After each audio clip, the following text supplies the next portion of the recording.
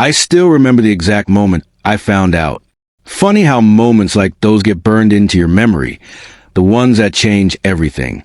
It's like a bullet frozen midair before it rips through you. Inevitable, irreversible. It all began on a Wednesday. I had taken the afternoon off from work because I wasn't feeling great. Just a mild cold, nothing serious. I figured I'd use the unexpected free time to surprise Laura, my wife of 8 years, with lunch from her favorite deli downtown. She worked from home most days, editing copy for some high-end lifestyle magazine.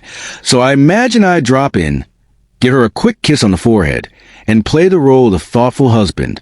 But as I pulled into the driveway, something felt off. The blinds in our bedroom were shut. That might not mean much to most people, but to me, it sent a cold shiver down my spine. Laura loved sunlight. She always said it helped her stay productive. Seeing those blinds drawn in the middle of the afternoon didn't make sense. It was such a small detail, but it planted a sinking feeling deep in my stomach. I stepped inside as quietly as I could, maybe too quietly, because what I heard next was something I'd never be able to unhear. A man's voice, deep, low, intimate. Then that breathy laugh. The same one I used to live for. A hushed voice followed. Words spoken in a whisper, but loud enough to shatter my world. Asterisk, we shouldn't be doing this. Asterisk, the takeout bag slipped from my fingers, landing with a dull thud on the hardwood floor. The sandwich, a turkey and avocado on rye, burst open on impact, the bread and filling scattering like some cruel metaphor for my unraveling life. Everything after that felt like a blur. My body moved on autopilot. My legs carried me forward without my permission. I climbed the stairs, my heart pounding so hard I thought it might break free from my chest. My hands were clammy, my breath shallow. I didn't open the door right away. I didn't have to. I could hear them. And then I did. It was like stepping into a nightmare. Laura was tangled in our sheets, her face draining of color the second she saw me. The man beside her, a tall, bearded stranger, scrambled for his pants, tripping over himself in a pathetic attempt to disappear. He didn't even meet my eyes. Coward. Laura clutched the sheets to her chest, as if that could somehow shield her from the truth. "It's not what it looks like, Drew," she stammered. I blinked at her, at my wife, as if I were seeing a stranger for the first time. My voice came out hollow, distant. Asterisk, not what it looks like? Asterisk. Tears spilled down her face as she fumbled for words. Asterisk. It was a mistake, Drew. Just one stupid mistake. Asterisk. One mistake. As if that somehow made it better. I didn't respond. I didn't yell. I didn't break anything. I just turned around and walked out the door. I had no idea where I was going, only that I couldn't stay. Not another second. That night, I crashed at my brother Chris's place. He's a tough love type, never one to sugarcoat things. When I told him what happened, he didn't waste time on sympathy. Asterisk, you need to leave her, Drew. Don't let her worm her way back in with excuses. Asterisk, I didn't argue. But it wasn't that simple, was it? You don't just throw away 8 years of marriage overnight. Love doesn't disappear that fast. Even when it should. The next morning I went back. Laura was waiting in the kitchen, her face blotchy and tear-streaked. She had made coffee, as if that would somehow fix everything. "I'm so sorry, Drew," she whispered. Asterisk, it meant nothing. It was selfish and stupid. I'll do anything to make this right. Asterisk, I studied her for a long moment. She looked small, fragile, like the weight of her guilt might crush her. And against every ounce of self-respect I had left, I said, asterisk, okay. Asterisk, I let her believe we could fix this.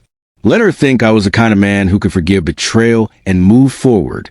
For weeks, I played my part. We went to counseling. I listened to her tearful apologies. I nodded when she promised she'd spend the rest of her life making it up to me.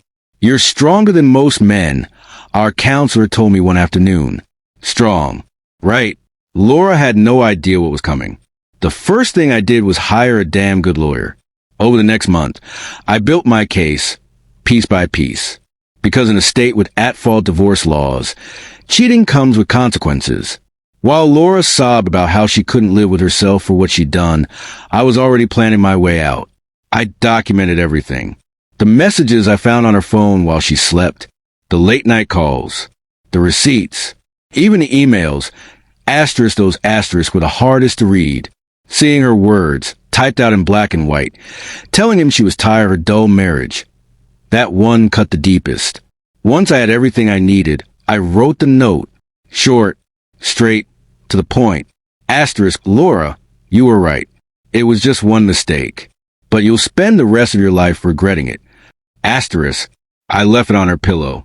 Then I put my plan into motion. I waited until Friday night. Laura had said she was going to a friend's place. Not that I believed her. While she was out, I packed the only things that mattered to me. A few clothes, my laptop, the watch my grandfather left me. Everything else, she could keep. Before I walked out the door, I erased every trace of our life together. I took down every photo of us from the walls. Then I emptied our shared bank account, the one I had spent years depositing my paycheck into. My lawyer had assured me I had every legal right.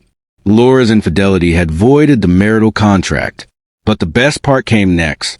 I sent an email to Todd's wife. I don't know what kind of hell broke loose in their house that night, but I bet it wasn't pretty. I attached screenshots of his messages with Laura, along with a simple message. You deserve to know the truth about the man you married. Then I blocked Laura's number. By the time she got home and found the empty house, the missing pictures, and the note waiting for her on the bed, it was too late. I was already gone. The fallout? It was everything I had hoped for. Laura showed up at Chris's place 2 days later. Mascara streaked down her face. I can't believe you did this, she cried. You just left without even trying to fix things. I stayed calm, unshaken. I did try, Laura. You're the one who gave up on us. I just finished what you started. She shook her head, her voice barely a whisper. It was just one mistake. I gave her a small, cold smile. One mistake that cost you everything. She had no response. In the end, I won the house and the divorce. Todd lost his job after his wife forwarded my email to his employer. Turns out, workplace affairs violate company ethics policies.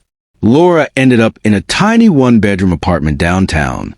I heard through the grapevine that she tried dating again, but in a town this small, word travels fast. As for me, I moved on.